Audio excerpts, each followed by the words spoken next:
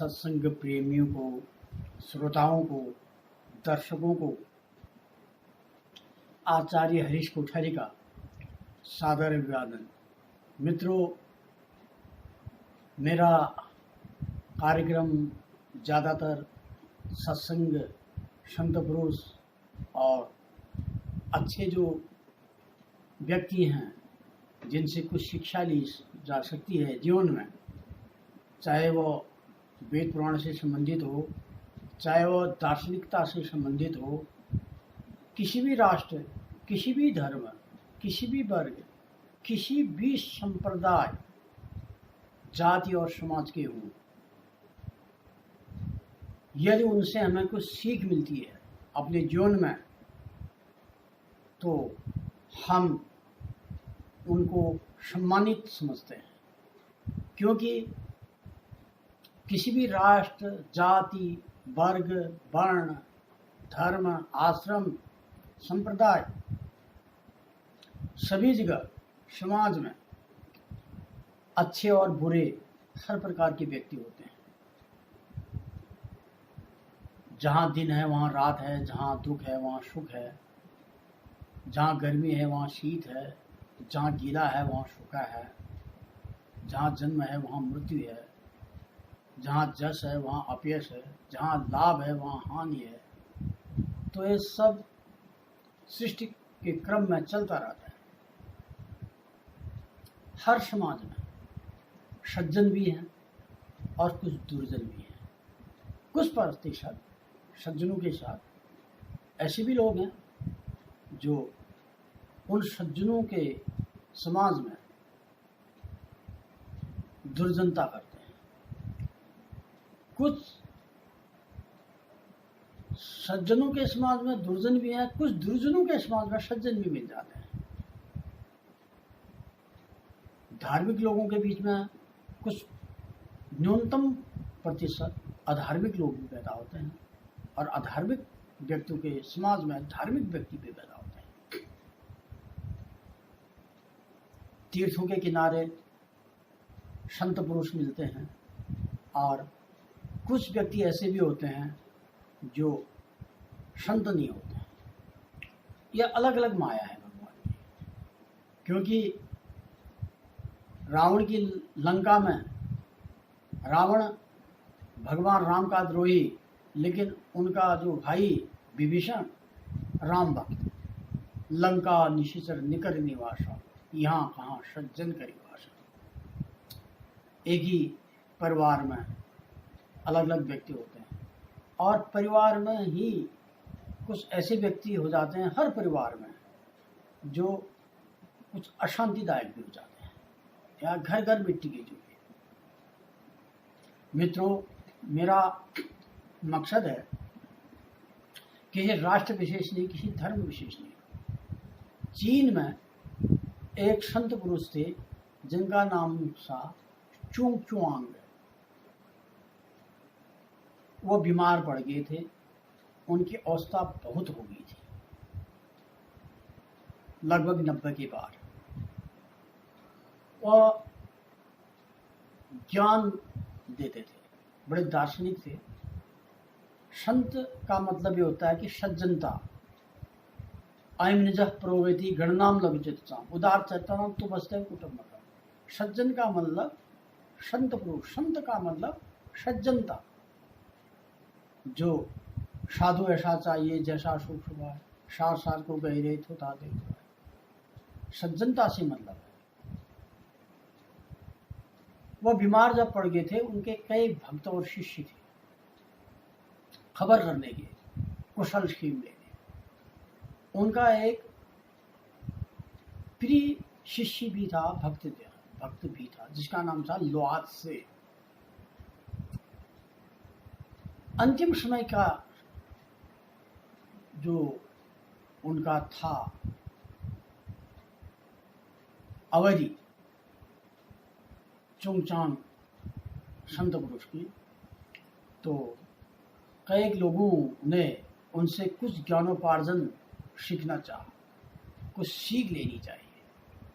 ल्वात्से ने भी सीख लेनी चाहिए। ल्वात्से ने उनसे कहा, महाराज आप कुछ हमें बात बता के जाइए कि जो हमारे जीवन में चरितार्थ हो, क्योंकि ल्वासे को ऐसा प्रतीत हुआ कि आप चुआंग जो है इस संसार में नहीं रहने वाले हैं। ज्ञान की बात पूछी। चुआंग ने ल्वासे से कहा कि देखो, जब कोई व्यक्ति परदेश से आ रहा हो अपने मातृभूमि की ओर, अपने जन्मभूमि की ओर, अपने समाज में, अपनी जात बिरादरी में, उस माटी में जिसमें वह खेला कूदा, जब वह दूर से गाड़ी में बैठ के आता है तो जब अपने गांव, कस्बे या शहर के नज़दीक पहुंचता है जहां उसका जन्म हुआ है, जहाँ की माटी में वो लौटा है, जिसका जन्म तुम अन्न ग्रहण कर बड़े हुए, जिसकी रज लेकर, इस भावनाओं के साथ, तो उस व्यक्ति में क्या विचार आते हैं? ल्वासे ने कहा, महाराज मैं समझा नहीं मतलब। तो चुआंग ने कहा, यदि वह बहुत कीमती करोड़ों रुपए की गाड़ी में भी बैठ के आएगा, तो जब अपने समाज के नज़दीक, अपने मातृभूमि के नज़दीक आएगा तो उसकी भावना होगी कि उस समय मैं गाड़ी से उतर जाऊं और उस मिट्टी को प्रणाम करते हुए लोटपोट होके चले जाऊं।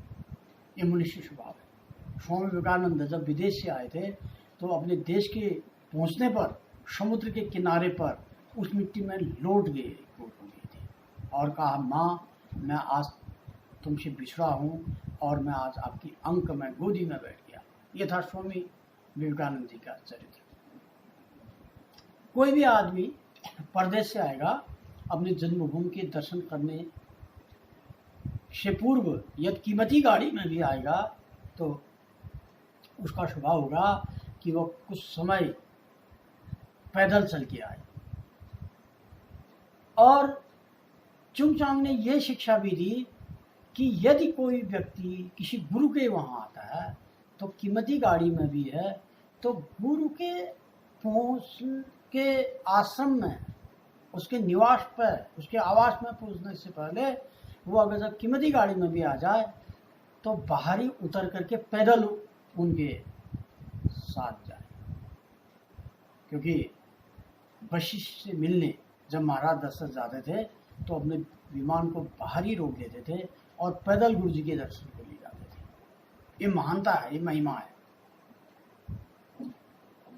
तो चुआंग ने ल्वासे से कहा कि एक तो यह है कि आदमी यदि ऐसा नहीं करता है तो उसको करना चाहिए।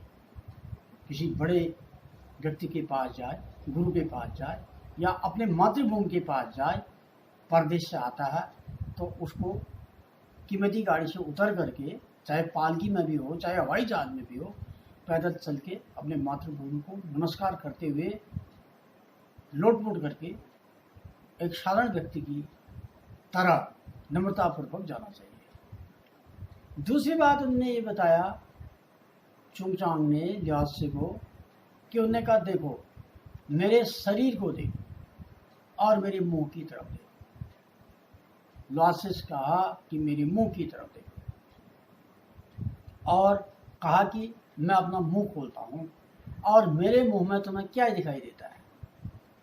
ल्वासे ने कहा, महाराज आपके मुंह में तो कोई दांत है ही नहीं, क्योंकि उम्र के अनुसार दांत टूट जाते हैं। या तो बच्चों के दांत टूटते हैं बचपन में, या फिर बुढ़ापे में दांत टूटते हैं। एक दांत ऐसे होते हैं जो अगल के, दाढ़ के दांत रहते हैं, वो 32 वर्ष में लगभग 32 दांतों में कुछ लोगों के दांत पहले ही झड़ जाते हैं और बुढ़ापे में दांत अधिकतर थोथा जिसको कहते हैं लोग, ऐसा आदमी का हो जाता है। तो ल्वासे ने कहा, महाराज आपके मुंह में तो मैं ये देख रहा हूँ कि बिल्कुल दांत ही नहीं है, एक दांत भी नहीं, क्योंकि 90 से ऊपर की उम्र। चुआंग ने कहा, इसके अलावा और मुंह में तुमने क्या पाया? उन्होंने कहा, महाराज दांत तो नहीं पाए आपके मुंह में, लेकिन एक जीभ पाई। उन्होंने कहा, ऐसा है कि दांत नहीं है और जीभ है। इस चीज से तुम सीख लो। सीख क्या है कि दांत जो होते हैं वो कठोर होते हैं, उनका स्वभाव कठोर है। दांतों से सलाद को चीर फाड़ के दांत जो है अपना आनंद लेते हैं, जो कठोर होते हैं। भक्षा भक्ष्य गम्या गम्य जो भी मिल जाए। वैसे तो व्यक्ति को कोमल भोजन करना है, स्वीकार भोजन, लेकिन सलाद खाते हैं, मूली खाते हैं, प्याज या जो भी आप सलाद खाते हैं तो असर दांतों पर पड़ता है। दांत चीरते हैं भोजन को, तो दांतों का स्वभाव जो है चीरने फाड़ने का है, मतलब कठोर स्वभाव। यदि आदमी मांस भक्षी नहीं भी हो तो अगर जब मूली गाजर का सलाद भी खाएगा तो तब भी दांतों पर असर पड़ेगा। दांतों का स्वभाव जो है कठोर है, और दांत जरूरी है, क्योंकि भोजन के लिए दांत, बिना दांत के लिए के आदमी भोजन नहीं कर पाएगा। और भोजन में प्राण है आदमी का, कल्लो अन्न की तरह प्राण। दांत होने जरूरी है। दांत कठोर होते हैं इसलिए टूट जाते हैं,